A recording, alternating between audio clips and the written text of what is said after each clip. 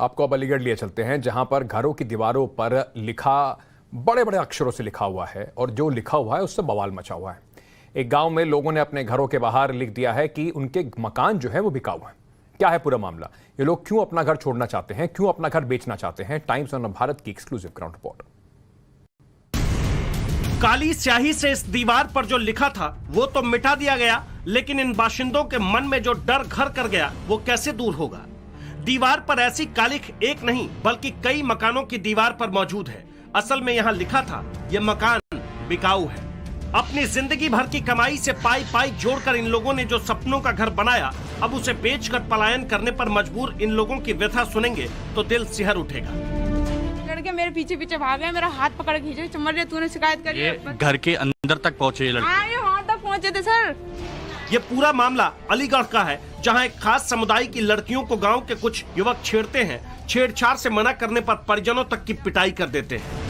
मैं तो ये चाहती हूँ सर, ये इस लड़की के साथ हुआ, आगे किसी के ना साथ हो। तुम इतने से बच्चा हम बड़े बूढ़े ने बात छोड़ रहे, अच्छी बात है। टाइम्स नाउ नवभारत के संवाददाता हिमांशु दीक्षित अलीगढ़ के मोरथल गांव पहुंचे। भय की चादर ओढ़े इस गांव में एक अजीब सा सन्नाटा है, लेकिन दीवारों पर कालिख साफ साफ दिखाई दे रही, लगभग हर एक मकान पर दिख रही है। कुछ घर ऐसे हैं जहां पर लिख दिया गया था कि अब वो यहां पर रहना नहीं चाहते हैं। यहां पर ये लिखा गया था कि ये मकान बिकाऊ है। और सिर्फ ऐसा ही नहीं, आप इसके आगे बढ़ेंगे तो आगे एक और घर आपको मिलेगा जिसके दरवाजे पर भी कुछ ऐसा ही लिखा गया था, जहां पर लिखा गया था कि ये मकान बिकाऊ है। लेकिन इसको भी काले रंग से पोत दिया गया, इसको भी पेंट कर दिया गया। इसके आगे आप जाएंगे, देखिए बहुत से लोग हैं यहाँ पर जो रहते हैं, और इसके आप आगे जाएंगे तो एक विशेष वर्ग के लोग वहां पर रहते हैं जिन पर कई तरह के आरोप लगे हैं। इस दीवार पर आप देखेंगे तो इस दीवार पर भी लिखा हुआ है कि ये मकान बिकाऊ है। मामला संवेदनशील है क्योंकि पीड़ित और आरोपी पक्ष दोनों अलग अलग समुदाय से हैं, लेकिन यहाँ सवाल पुलिस प्रशासन पर उठ रहे हैं क्योंकि आरोप है कि छेड़छाड़ और मारपीट के मामले को दबाने की कोशिश की जा रही है। हाँ, मेरे साथ में हुआ था। मेरी बच्ची अंदर बैठी थी और मैं यहाँ बैठी थी। आए थे लड़के, गंदे गंदी गालियाँ देते जा रहे और वो मतलब बदतमीजी कर रहे, कंकड़ी मार रहे। मैंने भी सुना तो यहाँ खींचतानी हो रही थी। अब मैं निकल के आया जब तक तो उनको हम पीटना चालू कर दिया। ये बच्ची भी रो रही थी, वहाँ खड़े हो गए, ये वहाँ थी इनकी माँ जो है, यही हुआ था। इसके बाद इन्होंने शिकायत की, इनकी शिकायत के आधार पर मुकदमा कायम नहीं हुआ। तो पहले आप लोगों ने कभी आवाज नहीं उठाई, शिकायत नहीं की? आवाज थाने तक ना जान देते, यही के यही कर देते हैं। थाने तक कौन नहीं जाने देता?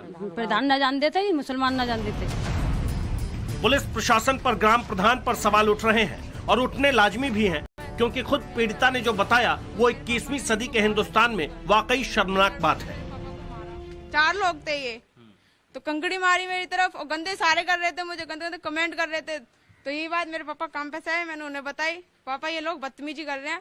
तो ये लोग निकल के जा रहे थे। उसी टाइम मेरे पापा ने इनको कहा कि ऐसा क्यों कर रहे हो, तो इन्होंने मारा। पहले छेड़छाड़, फिर शिकायत करने पर मारपीट और उसके बाद शिकायत भी नहीं करने दिया गया। इन सब से परेशान होकर इस गांव के लोग अब अपना घर छोड़कर जाने को विवश हो गए हैं। जब मामला सुर्खियों में आया तब जाकर इस गांव में पुलिस की तैनाती की गई। इस गांव के बाशिंदों की मदद ना तो ग्राम प्रधान ने की, ना ही पुलिस वालों ने की। अब जाकर इनके घाव पर मरहम पट्टी लगाने का काम किया जा रहा है। इन्हें आश्वासन दिया जा रहा है कि अगर पुलिस पहले एक्टिव रहती तो आज ये नौबत न खड़ी होती। Himanshu Dikshit, Aligarh, Times Now Navbharat.